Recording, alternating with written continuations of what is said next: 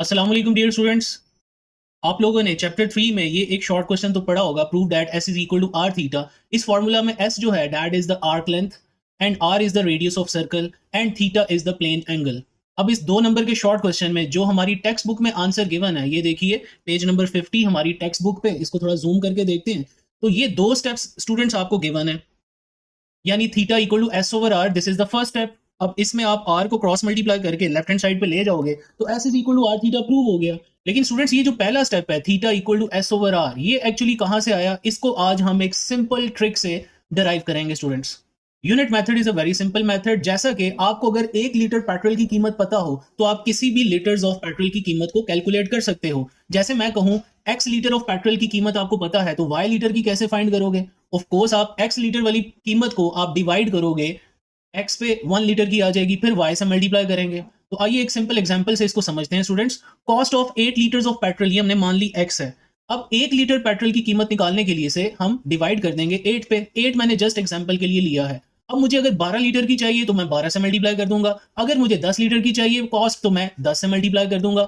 यहां मैंने 12 लीटर की पेट्रोल की कीमत निकाली तो वो आ गई x बाय 8 मल्टीप्लाई बाय 12। अगर आपको ये एक सिंपल यूनिट मेथड आता है तो इसी यूनिट मेथड से हम थीटा का फॉर्मूला बनाएंगे एस ओवर आर।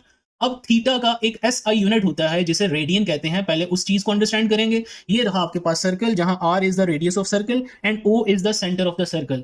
अब यहां पे सेंटर पे जो एंगल बन रहा है स्टूडेंट्स, ये 1 रेडियन तब होगा अगर ये दोनों रेडियाई सर्कल के ऊपर ये जो आर्क कट कर रहे हैं, ये जो ऑरेंज कलर में आपको आर्क नजर आई है, अगर इसकी लेंथ रेडियस ऑफ सर्कल के बराबर हो तब इस एंगल को 1 रेडियन कहते हैं। यानी हमें आर लेंथ का एंगल पता है, तो एस लेंथ का एंगल कैसे निकालेंगे वो अभी हम सीखेंगे सिंपल बाय यूनिट मेथड। देखें जी, first of all angle for R length, यानी आर्क लेंथ अगर आर के बराबर हो तो तब एंगल होता है 1 रेडियन। तो मुझे यूनिट लेंथ के लिए एंगल निकालना है तो मैं आर पे डिवाइड कर दूंगा। तो एंगल फॉर यूनिट लेंथ यानी 1 आर्क लेंथ कितना आ जाएगा, 1/r रेडियन। अब मुझे किसी भी आर्क लेंथ में एंगल निकालना है। अब उस आर्क लेंथ को आप एस भी कह सकते हो, जैसे मैथमेटिक्स में भी आप ये फॉर्मूला पढ़ते हो, L is equal to R theta. वहां हम आर्क लेंथ को एल से रिप्रेजेंट करते हैं, यहां फिजिक्स में हम एस से रिप्रेजेंट कर रहे हैं, इससे कोई फर्क नहीं पड़ता। लिहाजा क्या होगा जी, angle for S arc length क्या आ जाएगा, यानी दोनों तरफ एस से मल्टीप्लाई कर दिया तो ये फॉर्मूला बन गया S over R radian. So theta is given by the ratio of arc length and radius of circle and this formula will give you the angle in radian. This is very simple derivation.